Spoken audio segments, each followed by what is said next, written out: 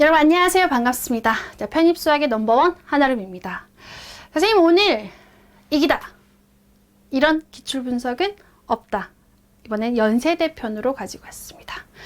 자, 그래서 여러분 이제 연세대학교, 고려대학교는 좀 이제 다른 대학들하고 좀 다르게 물리, 화학을 보는 학과들이 존재합니다. 그리고 학과별로 원체 다양하기 때문에 좀 여러분하고 오늘은 모집 요강을 읽어주는 선생님으로 컨셉을 잡고 왔기 때문에 모집 요강부터 여러분이 주의해야 될 부분들, 그리고 2024년도 기출 분석을 보면서 우리가 2025학년도는 어떻게 준비를 해야 되는지에 대한 설명을 해드릴 거예요. 그리고 선생님 지금 약간 흥분 상태입니다. 마지막에 여러분을 위한 응원곡을 하나 준비해서 약간 흥분 상태인데 앞에서부터 차근차근 다 보시고 마지막에 응원곡까지 꼭 들어주시길 바라겠습니다. 자, 그러면 연세대학교 어떻게 해왔는지부터 한번 살펴볼게요. 일단은 1단계 필기시험이 있어요. 그러니까 학과별로 수학만 보는, 수학과는 수학 100%, 또 이제 뭐 물리, 수학, 화학을 준비해야 되는 학과들도 있죠. 어쨌든 그 시험을 가지고 일단 1단계로 3배수를 걸러내요. 그리고 2단계로는 그 성적 순서와 플러스 서류가 들어가는데 전적대 성적, 학업계획서, 토익, 그 이외의 자격증들, 뭐 예를 들어서 수학경시대에 나갔던 성적들도 분명히 있을 거고, 뭐 국가공인 자격증들까지 전부 다 점수화 시켜서 그렇게 점수로 만들어서 서류평가까지 진행이 됩니다. 그래서 6대4 정도의 비율로 진행이 될 거기 때문에 여러분 이제 사실 연고대를 준비한 친구들은 뭐 그 전부터 사실 차근차근 해왔던 부분들도 있는데 내가 갑자기 준비할 거야. 내가 이미 만들어진 성적 어떻게 할 수 없어. 그럼 어떻게 해야 돼? 일단 필기시험이 제일 중요하지 않을까요? 필기시험이 제일 중요할 거기 때문에 일단은 내가 바꿀 수 없는 부분을 가지고 에너지를 낭비하지 않으셨으면 좋겠습니다. 결국은 시험이 제일 중요하게 결정이 될 거기 때문에. 자, 두 번째. 자, 그러면 일단은 학과별로 또 조심해야 될 부분이 뭐냐면 이수학점이에요. 뭐 이과대학은 수학과, 물리학과, 뭐 대기과학 이런 과가 되겠죠. 천문학과. 그 이과들의 학점들, 그리고 공과대학에서 요구한 학점들, 똑같은 생명과학대학이라 하더라도 학과별로 요구되는 점수가 달라요. 선생님 지금 이 점수는 2024학년도 모집 요강을 기준으로 지금 설명해 놓은 거였습니다. 그러니까 올해 또 모집 요강을 발표됐을 때 여기서 변수가 생기진 않을 거예요. 왜냐하면 보통 변경사항이 생기면 그 전년도 모집 요강에서 항상 미리 말해주거든요. 말해주기 때문에 2025학년도의 변경사항은, 학점에 대한 변경사항은 없을 거예요. 그래서 여러분 이 부분들에 대해서 본인들이 내가 지원할 학과들이 있으면 미리 한 번은 다 검토해보고 가야 되겠지. 그래서 학과별로 이 수학점이 다르다는 거를 여러분 생각해 놓고, 선생님 혹시나 오타가 있으면 선생님 댓글에 달아주세요. 아시겠죠? 선생님 열심히 최선을 다해서 만든 건데 혹여나 댓글이 혹시나 내가 뭐 오타가 있으면 꼭 알려주셔야 됩니다. 자, 이렇게 진행이 될 거고요. 그럼 이제 학과별로 선생님이 한눈에 볼 수 있게끔 정해놨거든요. 왜냐하면 토익 성적이 기본점이에요. 지금 여기 적어주는 이거 이상인 겁니다. 선생님 지금 최하 토플은 79 이상, 토익은 700 이상, 탭스는 264 이상인 거예요. 그러니까 이건 지금 마지막 라인을 잡아놓은 거기 때문에 이거 이상이어야 된다라는 이 표를 이해하면서 수학과와 천문우주학과는 영어 성적 필요 없이 수학 100%, 수학이랑 물리를 이 정도의 비율로 가져갈 거야. 그러면 시험 시간이 중요하죠. 수학 100% 이 수학 과목 하나만 보는 학교는, 이 수학과는 2시간. 다른 학과들 2과목과 혹은 3과목을 보는 거야. 지구과학 100%야. 여기는 2시간이 되겠죠. 근데 2과목 이상을 본다? 그럼 3시간이 되는 거예요. 3시간 동안에 수학과 물리를 본인이 알아서, 그 시간을 본인이 알아서 분배시켜서 풀어내야 됩니다. 무슨 말인지 이해가죠? 예를 들어서 화공, 생명, 수학, 물리, 화학 3과목이네? 어쨌든 얘도 3시간이에요. 3시간 안에 이 시험지를 한꺼번에 주면 본인들이 내가 무엇을 먼저 풀고 뭘 나중에 풀지도 결정할 수 있어야 되는 거고, 시간을 유용은 여러분이 하는 거예요. 시간 관리 여러분이 하는 겁니다. 그래서 이렇게 학과마다 한 과목을 보는 학과는 2시간, 두 과목 이상을 보는 학과는 3시간으로 시간이 배분이 될 거고요. 그럼 선생님 지금 이 표는 뭔지 이해 가시겠어요? 일반 학사 해서 뽑는 TO를 적어드린 거예요. 24학년도 편입학 기준으로. 그래서 이 표를 가지고 여러분이 한꺼번에 내가 지금 요구되는 게 기본 학점이 요구가 되는 거고, 영어 성적이 필요한지 필요하지 않은지를 먼저 확인해 주면 되겠죠. 이게 기본 사항이 될 거니까. 그리고 이제 학과별로 내가 가고 싶은 학과가 시험을 무슨 과목을 어떻게 보는지도 확인을 해야 되겠죠. 예를 들어 지구 시스템 갈 건데 수학하고 있으면 안 되잖아. 이해 가지고 학과별로 조금씩 다르구나. 그래서 지금 공대 같은 경우 뽑는 TO들도 전자, 화생공, 그리고 뭐 기계, 신소재, 꽤나 많은 인원들 뽑죠. 사회환경은 토목공학과 계열이 될 거니까. 그래서 기본적으로 수학은 40%에서 50% 그리고 60%까지 들어가고 있구나라는 겁니다. 그래서 두 과목이 되면 50%, 세 과목이 들어가면 수학은 40%, 두 과목이 이런 정도의 비율을 갖고 있네요. 그래서 학과마다 지금 토익, 토플, 탭스 성적이 다르긴 한데, 선생님 노란색으로 체크된 건 뭐냐면 24학년도 모집 요강에 2025학년도에 산업공학과는 토익 점수가 상향이 될 거라고 공지를 해놨어요. 그래서 상공을 준비한 친구들은 이런 부분들까지 고려를 해서 가야 된다는 거. 수학도 80%네요. 되겠습니까? 해서 수학을 보는 학과들. 그리고 반면에 생명시스템 과학과는 수학 성적이 없다라는 거. 그리고 컴공 같은 경우는 수학이 80%. 그러나 작년에 인공지능과 IT 융합은 뽑지 않았습니다. 뽑지 않았다라는 거. 그래서 이런 부분도 여러분 미리 알고 있어야 된다라는 거. 그리고 식품영양학과는 생활과학대학, 보통 인문계랑 자연계가 섞여 있는데 그 중에 식품영양은 자연계열로 들어가지만 수학은 보지 않는다라는 거. 그리고 의과대도 올해 뽑지 않았다라는 거. 그래서 학과마다 다들 조금씩 다르기 때문에 여러분이 가고 싶은 학과가 먼저 결정이 돼야 돼요. 왜? 그래야지 학교에서도 준비하잖아. 그래야지 내가 무슨 과목을 어떻게 준비할지도 결정할 수 있잖아요. 그래서 내가 가고 싶은 학과가 명확하게 하나가 있으면 좋겠지만, 그렇지 않다면 한 2개 정도 여러분 먼저 결정해 놓고 이와 비슷한 TO가 발생할 거라는 생각을 가지고 움직이셔야 됩니다. 자, 그리고 이제 학사 같은 경우는 1명 내외인 거죠. 3명 내외. 그래서 이 학과마다 성적대를 보고 이제 어디에 지망하는지가 결정이 될 거예요.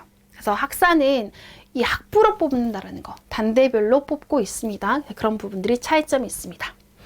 자, 그러면 이제 선생님은 수학 선생님이니까 수학에 대한 얘기를 좀 해야 되겠죠. 그래서 사실 2023년도 시험지에는 서술형 시험지를 봤는데 2024학년도는 서술형 문제가 안 나오고 단답형 문제가 나왔어요. 그래서 올해, 근데 사실 이런 거에 대해서 미리 공지가 되어 있던 부분은 아니었거든요. 그래서 올해 또 단답형으로 나온다라고 단정할 수는 없을 것 같아요. 모집 요강에 그런 내용이 없었거든요. 24학년도 모집 요강에도 수학 문제가 단답형이 될 거야라는 걸 못 봤고, 23년도에도 24년도는 이렇게 변형시킬 거야, 변화가 될 거야라는 얘기도 없었어요. 그렇기 때문에 여러분은 서술형과 단답형을 모두 다 준비해서 가는 게 맞다고 생각합니다. 그리고 단답형을 준비한다라는 거는 고대도 마찬가지인 거고, 일반 서강대학교, 한양대학교도 단답형 문제가 25문제 중에 5문제가 단답형으로 이루어져 있어요. 그러니 뭐 차이점이 있나? 솔직히 말해서 서술관을 준비하는 거랑 연고대를 준비하는 수학만 놓고 봤을 때는 솔직히 말해서 내 개인적인 생각은 차이점이 없다고 생각합니다. 왜? 증명하는 문제가 나오는 것도 아니기 때문에. 그래서 여러분 사실 연고대를 준비하는 친구들이 어떻게 보면 범위가 더 확장될 수 있는 내용이 되지 않을까라고 생각을 합니다. 자, 그래서 23년도에는 객관식 서술형이 출제가 됐다면 24년도는 객관식 단답형에 수학과만 서술형 문제가 2문제가 출제가 됐습니다. 이런 부분들이 있기 때문에 그나마 땡큐인 거는 미적분, 다변수, 선형대수까지 출제가 됐고, 공학 수학은 어떻게 해야 되나요? 라는 고민은 이따가 말씀드릴게요. 이따가. 자, 그럼 이제 이 정도 비율로 출제가 됐다고 한 20문제 안짝으로 15개에서 20문제 사이에서 문항수가 출제가 되고 있다는 거네요. 자, 그러면 23년도와 24년도에서 미적분은 사실은 낼 문제는 당연히 낸다고 생각해요. 미적분을 내가 5문제를 출제해야 돼? 그럼 어디 출제하지? 여러분이 출제자의 마음으로 문제를 출제한다고 생각해보세요. 여러분이 제일 못하는 부분들이 시험에 나온다고 생각하시면 됩니다. 자, 그래서 선생님 여기 지금 체크해놓은 부분은 사실은 미분방정식이라는 내용이 우리가 공학수학에서 배우는 거거든요. 도함수를 가지고 역연산을 통해서 원래 함수를 찾는 거예요. 그래서 사실은 간단한 내용은 꼭 미분방정식을 안 배워도 풀어낼 수는 있어요. 그런데 사실은 길게 봤을 때, 더 크게 봤을 때 미분방정식을 알고 있으면 엄청 빨리 풀 수 있는 건데, 미분방정식을 모르면 이거 뭐지? 이거 어디서 이거 어떻게 해야 되는 거지? 라고 생각할 문제들이 되게 많아요. 그래서 나는 개인적으로 시간적 여유가 허락이 된다면 공학수학에서 배우는 미분방정식 챕터 1까지는 하고 들어가야 되지 않을까. 1개 미분방정식까지는 꼭 하고 들어가는 걸 추천합니다. 그래서 왜냐면 문제를 보는 시야가 커져야 되기 때문에. 그리고 1개 미분방정식은 원서 기준 봤을 때는 미적분 체계도 있어요. 그래서 공학수학으로 말할 수는 없어요. 미적분인 거야. 그래서 고려대는 시험 범위와 참고도서를 줄 때 참고도서와 주제까지 정해줬는데 그 미분방정식 관련된 주제는 아예 빼놓고 줬어요. 거기는 제외하겠다고 했기 때문에 안 나오겠지만 연대는 준비를 해야 될 것 같습니다. 자, 그래서 이 부분이 2번 연속 나왔기 때문에 나라면 내 자식은 준비시킬 것 같아. 내 자식은 준비시킬 것 같아서 여러분도 내 자식이면 준비했으면 좋겠어. 자, 그래서 그런 부분들 시간이 허락된다면, 늦게 시작했는데 거기까지 할 시간 없으면 과감하게 넘겨야 될 거고. 그래서 이런 치환적분, 지금 노란색으로 체크해 놓은 거는 여러분 선생님 서술형 문제를 체크해 놓은 거거든요. 그래서 무한급수의 합은 그렇게 어렵지 않지만 이 치환적분은 단순 치환적분이 아니었어요. 충분히 내가 문제의 의도를 파악해야지만 경험을 했어야 돼. 이런 치환적분은 어떻게 하는 거지? 이 문제는 단순 치환적분 문제가 아니네 라는 거를 함수 자체를 보면서 인지가 돼야 되는 문제였어요. 그래서 이거는 경험을 해본 학생들이라면 풀 수 있었던 문제겠지만 모든 적분을 우리가 다 외워서 갈 수는 없는 거잖아요. 좀 그런 특별한 애들을 위주로 좀 챙겨서 갈 필요가 있어요. 근데 그 주제는 연대가 옛날부터 좋아했던 주제 중에 하나야. 하기 때문에 무조건 낯설다, 이상하다가 아니라 그동안 일종의 연세대 시그니처 같은 문제였던 거예요. 그래서 이런 문제도 출제가 됐다라는 거. 그래서 문제 하나하나는 그렇게 호락호락하지는 않았습니다. 문제 하나하나 내가 디테일하게 문제를 풀어내야 돼 라고 생각하는 거고. 그리고 다변수 문제는 확 늘었어요. 확 늘어서 자, 결국은 선형변환 파트랑 최대최소랑 연결이 되어 있고, 선형변환 2차 형식 연결해서 또 문제가 다변수랑 출제가 될 수 있어요. 그런 부분들까지 굉장히 디테일하게 출제했는데 아마 우리 학생들이 그럴걸? 아니, 아름쌤이 시험 문제 출제하나? 나중에 여러분 선생님이 이제 기출문제 보여주지 않고 나중에 시험지를 보여줄 때 선생님 이제 동영 모의고사 문제 출제할 때 연대 기출 맞아? 아름쌤 모의고사 아니야? 라는 생각이 들 겁니다. 꼭 내 스타일이야. 내 스타일. 선생님 파이널에서 다뤘던 문제들도 몇 문제가 있었기 때문에 되게 반갑더라고요. 그래서 그런 부분들이 있을 거기 때문에 굉장히 다양해요. 단순 호락호락한 단순 기본 문제들도 있지만 선생님 기본서에 있는 문제들 되게 많아. 우리가 이거 조금 어렵지만 상위권 대학 가려면 준비해야 돼 하는 문제들은 다 들어가 있는 것 같아요. 그래서 문제 한 문제 한 문제가 다 좋더라 라는 얘기. 반면 행렬 파트 문제들, 서양대수 파트 문제들은 좀 많이 비교적 쉬웠어요. 사실은 더 까다롭게 낼 수도 있었는데 그 전년에 비해서 좀 더 쉽다는 느낌도 들었었고, 그리고 사실 고유가 파트 문제 위주로만 너무 많이 출제가 돼서 좀 선형 변환 파트라든지 좀 벡터 공간을 더 응용력 있게 낼 수 있지 않을까. 오히려 이제 미적분의 난이도는 24학년도 기준으로 가져간다면, 다변수랑 미적분 가져간다면 선대 파트 문제를 조금 더 난이도 있게 준비를 하면 좋지 않을까.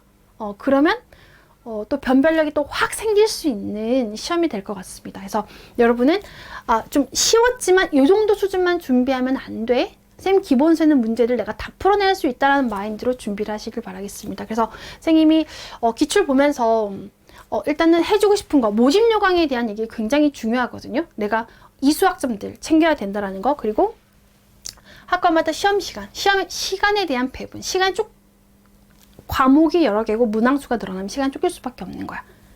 그래서 편입수학처럼 공부를 해야 되는 이유는 뭐냐면 객관식 문제야. 내가 외워서 가는 것들을 외울 필요가 있어.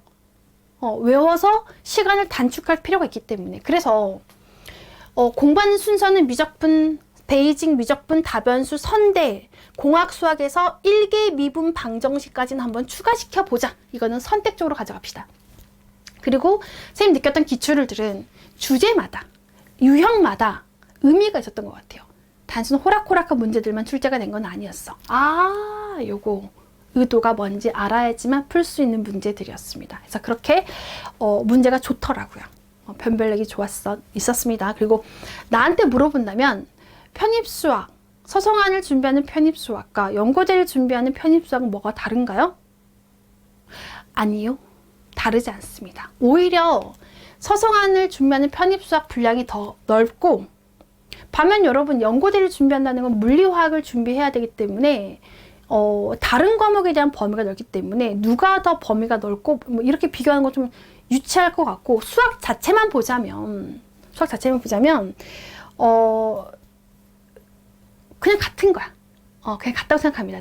차이점은 내 개인적으로 크게 없다고 생각하는 거고, 대신 서성안은 25문제 중에서 한 변별력을 두는 문제가 많으면 5문제 정도라고 생각해요. 근데 연세대 같은 경우는 한 15문제 기준 잡았을 때 한 10문제 정도, 내가 디테일을 파악하지 않으면 문제를 정확하게 답을 못 낼 수 있지 않을까. 그런 의도적인 부분들이 문제의 난이도가 조금 더 높게 느껴지는 것 같아요. 고대는 좀 다른 것 같아. 고대는 조금 별개인데 연대가 상대적으로 문제 조금 난이도가 더 있게 느껴지는 건 사실입니다. 그 이유 중에 하나는 함수를 굉장히 화려하게 준다라는 거. 그런 부분에 차이가 있지 않을까라고 생각합니다. 그래서 연대를 준비하는 학생에게 내가 어떤 커리를 타야 되냐라고 한다면 특별한 커리가 없어. 편입수학이랑 동일하게 타고 들어오시면 될 것 같습니다. 그러면 충분히 연세대 기출문제 다 풀어낼 수 있을 거라고 확신합니다. 아시겠죠? 그래서 여러분이 뭔가 특별한 전략을 세우는 게 아니라 여러분의 실력을 키우는 게 가장 우선이 돼야 되지 않을까라고 생각합니다. 선생님 그래서 짧게 연세대는 이렇게 준비하면 되지 않을까라고 생각합니다. 자, 마지막으로 쌤이 여러분을 위해서 응원곡을 하나 준비했습니다. 쌤 좀 부끄럽거든? 부끄럽지만 용기를 내서 마지막에 개사도 조금 해봤습니다. 자, 한번 같이 용기를 불러보도록 하겠습니다. 다시 하겠습니다.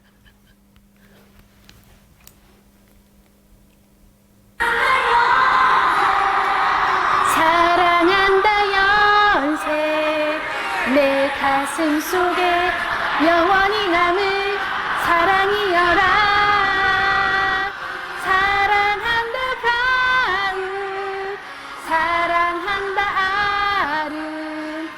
내 가슴 속에 영원히 남을 사랑이여라.